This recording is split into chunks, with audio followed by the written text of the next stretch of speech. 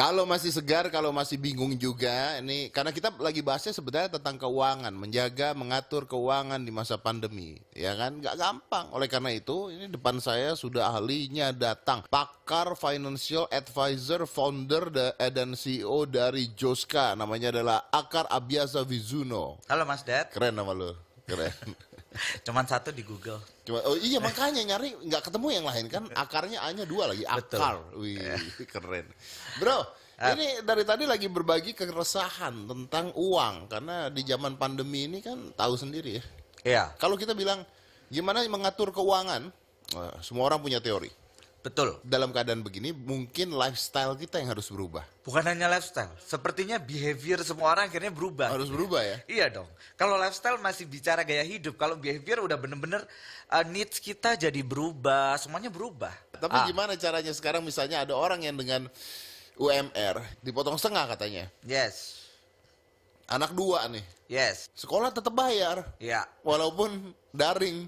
Tapi bukan Mas Dedi kan ya? Bukan. Bukan. Saya anaknya 1, gaji Oke. UMR tapi. Tapi tetap situasi sekarang. Jadi gini Mas, sebelumnya saya selalu kelompokin ya. Karena financial advisor itu selalu advice-nya berlaku secara kontekstual. Jadi kita harus pisahin dulu 2 gap nih ya, 2 grup. Satu grup di mana kita belum sebut orangnya itu financial independent, secure. Oke. Jadi grup mereka ini ada 3 grup ya. Grup pertama itu adalah grup yang income-nya memang lebih kecil dari expense, level 1. Level 2-nya itu income-nya lebih sama dengan expense, pengeluaran, pas-pasan. UMR itu kan ada hitung-hitungannya Mas. Iya. UMR itu sebenarnya berdasarkan kita punya biaya hidup wajar satu orang Mas. Betul. Ya, terus kalau yang ketiga itu kita punya income lebih gede daripada pengeluaran, bisa nabung dikit-dikit. Ini grup 1. Oke. Ya. Ini aman nih. Belum, ini Belum. justru grup yang paling rentan. Loh, kalau pendapatan lebih besar daripada Ya, pengeluaran? tapi mereka baru tipis-tipis Oh, nabung. baru tipis-tipis. Iya. Oke. Kalau kita ngomong grup yang aman, aman level 1 itu adalah mereka punya saving, Oke. punya investment, Investasi. yang hasilnya cukup untuk memenuhi kebutuhan primer. Itu aman level 1. Kalau nggak kerja pun masih ada. Yes. Ya, intinya kebutuhan primer terpenuhi dari passive income. Kalau aman level 2 itu plus gaya hidupnya, tersiernya, sekundernya terpenuhi dari investasi. Investasi. Oh, Yes. Ini yang udah kaya-kaya banget nih. Belum kaya banget Belum level kaya- 3. Level 3, oke. Level 3 itu udah susah miskin. Jadi semua kebutuhannya terbutuhin dari income plus asetnya selalu growth. Ah. Jadi kadang orang itu ya Mas, let me speak as a financial advisor kan. Kita kadang kalau umum suka, oh ini kaya, ini nggak kaya. Nah, kalau di finance kita Kayaknya blocking. mana nih? Nah, betul, kita blocking berdasarkan numbers, berdasarkan angka. Iya. Jadi kalau kita masih Betul. bagian 3 di awal, itu bahaya. Ya. Ya, kalau kita 3 di atas itu juga ada levelnya. Ada levelnya. Kalau yang paling atas, yang biasanya kalau orang-orang tua zaman dulu bilang nih kayak 7 turunan. Iya. Ya. Nah tapi kan Betul. sekarang yang sebenarnya terkena dampak banget ini adalah orang-orang yang rentan-rentan miskin tersebut. Betul. Kalau bahasa gaulnya saya suka ngomong itu adalah kelas menengah ya kan, yang banyak cicilan, ambang angsuran kekayaan ambang angsuran gitu ya. Harus balik ke masa perjuangan, Mas.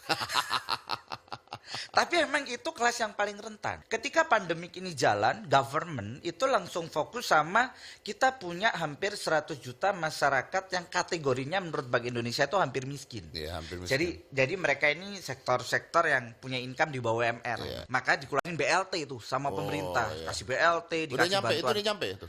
Listrik udah nyampe Mas. Oh, udah nyampe. Dikasih subsidi listrik, dikasih ini segala macam, bener ya. Nah sebenarnya yang lebih rentan itu yang tadi ada di level-level selama ini income-nya lebih gede dari pengeluaran ya, tapi banyak cicilan. Ya kita kelas menengah yang nggak aman ini yang lebih rentan. Lebih rentan dibandingkan yang tadi miskin itu. Iya dong, karena gini, kalau yang miskin kan udah punya daya juang Mas Dad. Mereka bisa suruh makan sehari sekali 2 kali nggak cengeng. Saya itu bro, Ya. saya itu lahir dari keluarga susah. Betul. Ya, jadi saya tahu yang namanya susah itu seperti apa. Iya. Tapi banyak sekali orang-orang di Indonesia yang gajinya pas-pasan, Iya. tapi cicilannya bisa gila-gilaan Betul. gitu loh. Betul. Banyak sekali, maaf ya, banyak sekali misalnya pegawai yang gajinya UMR gitu, Iya. setengah. Tapi handphonenya bisa yang belasan juta karena cicil sebulan gope. Begitu ini nggak dapat, habis ini gimana ceritanya? Betul. Nah ini nih yang yang lebih rentan lagi ya. Betul. Karena dia Itu kita sebenarnya kelas menengah yang rentan banget. dibandingkan orang-orang yang tadi itu ya. Betul. Karena ya mereka udah terbiasa susah gitu. Betul. Karena kalau kita sebut ya, yang sektor di bawah UMR udah punya Berjuang. daya juang bagus, bener nggak Mas? Kelas menengah yang selama ini diambang angsuran hidupnya, Kaget. ya kan? Tiba-tiba income-nya turun, lu kaget Mas. Nah, lalu apakah Anda sebagai seorang pakar keuangan punya solusi atau minta mereka ya berdoalah? Sebenarnya kalau ngomong kita punya solusi nggak, punya jalan keluar nggak? Ada 3 tahap yang harus kita lewati sama pandemi ini. Selama pandemi ya. Betul, Oke, karena apa sekali itu? lagi kita tidak bisa punya timeline jelas ya Mas. Jadi apa yang harus dilakukan sama orang yang kelas menengah ambang angsuran tadi yang balik ke masa perjuangan, ya kan, terpaksa balik ke masa perjuangan kan, karena income-nya turun kan, maka mereka harus adaptasi dulu. Yang pertama kita evaluasi cash flow, Nah. yang kedua kita evaluasi aset. Oke. Cash flow artinya duit keluar masuk, pengeluaran, ya kan?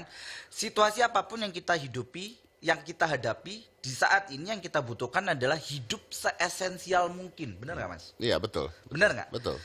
Bahkan kalau misalkan kita biasanya makan 3 juta sekeluarga sebulan itu cukup, ya kalau sekarang bisa lebih hemat tapi tetap cukup, ya kerjain. Ya, ya. Karena kita nggak tahu ini mau berapa lama. Jadi saya selalu sebut yang pertama evaluasi gimana caranya hidup seesensial mungkin. Ya, ya, ya. Yang kedua kita evaluasi aset. Aset se-cash mungkin, se-liquid mungkin yang bisa kita kerjakan, ya kan? Terus apa? Stay produktif. Karena kita nggak bisa lihat cuman bagian gelapnya di situasi ini, kita nggak bisa ignore loh. Ada industri yang tumbuh, ya kan? Yang nggak terdampak langsung sama ini ada. Ada orang-orang di level tertentu dengan pendapatan harian yang tidak tertolong. Ya, Dan, dan itu tugasnya pemerintah untuk bantuan. yes, betul. Dan pemerintah udah realokasi APBN kurang lebih 500 triliun kan untuk itu Mas. Untuk mereka keluarin BLT, bantuan langsung tunai, ya kan, untuk mereka bikin pelatihan untuk pengangguran baru, ya kan. Karena kita punya pengangguran yang baru tercatat udah 3 juta lebih nih Mas sekarang, yang tercatat saja ya. Ya kan. Terus kemudian Yang sekarang ikut prakerja ya.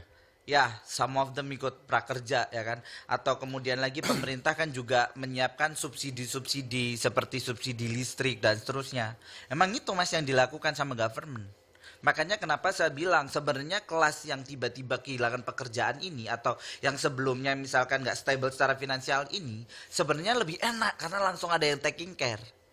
Yang kasihan kan justru kelas menengah ini yang sebelumnya hidup dengan batas angsuran tiba-tiba langsung minus kan mereka nggak tergolong di situ, Ya, ya, ya. nggak dibantu di situ, nggak difokusin di situ.